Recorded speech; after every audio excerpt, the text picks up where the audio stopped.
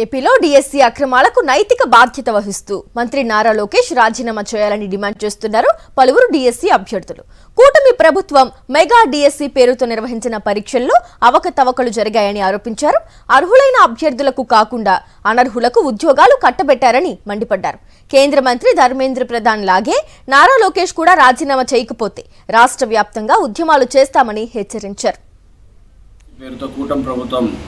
నిర్వహించిన డిఎస్సిలో స్పోర్ట్స్ కోటాలో పీఈటీ పీడీ జాబులకి అయితే పరీక్ష రాశామో అదే కోటాలో అదే వర్గానికి సంబంధించి భారీ అక్రమాలు చోటు చేసుకున్నాయి. పరీక్ష రాయకోకుండా స్పోర్ట్స్ కోటా కింద కేవలం ప్లేయింగ్ కార్డ్స్ ఇస్పేటాకులు ఆడిన వాళ్ళకి ఈ ప్రభుత్వం ఉద్యోగం ఇచ్చిందంటే దీంట్లో ఎన్ని అక్రమాలు జరిగినాయో తేటతెల్లమవుతోంది. దేశవ్యాప్తంగా నీట్లో జరిగిన అక్రమాలపై ధర్మేంద్ర ప్రధాన్ గారు కేంద్ర విద్యాశాఖ మంత్రి గారు ఎలా నైతిక బాధ్యత తీసుకొని రాజీనామా చేసినారో అలాగే లోకేష్ గారు కూడా ఈ రాష్ట్రంలో జరిగిన అక్రమ డిఎస్సి పైన నైతిక బాధ్యత వహిస్తూ వెంటనే రాజీనామా చేయాలని డిమాండ్ చేస్తాను. లేని పక్షంలో విద్యార్థి లోకమంతా కలిసి ఎలాంటి ఉద్యమాలకైనా సిద్ధమని ఈ సందర్భంగా హెచ్చరిస్తుంది.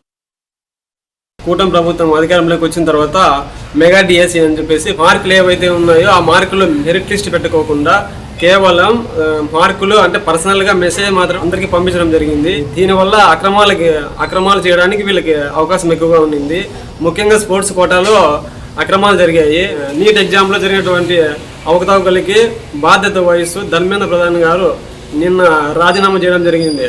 అలాగే ఇక్కడ కూడా విద్యాశాఖ మంత్రి అయినటువంటి లోకేష్ గారు ఖచ్చితంగా దీనికి బాధ్యత వహిస్తూ ఈ డిఎస్సి అక్రమాలపై రాజీనామా తక్షణం చేయాల్సిందిగా కోరుతున్నారు. మరిన్ని అప్డేట్స్ కోసం ఛానల్ ను సబ్స్క్రైబ్ చేయండి. నోటిఫికేషన్స్ కోసం బెల్ ఐకాన్ పై క్లిక్ చేయండి.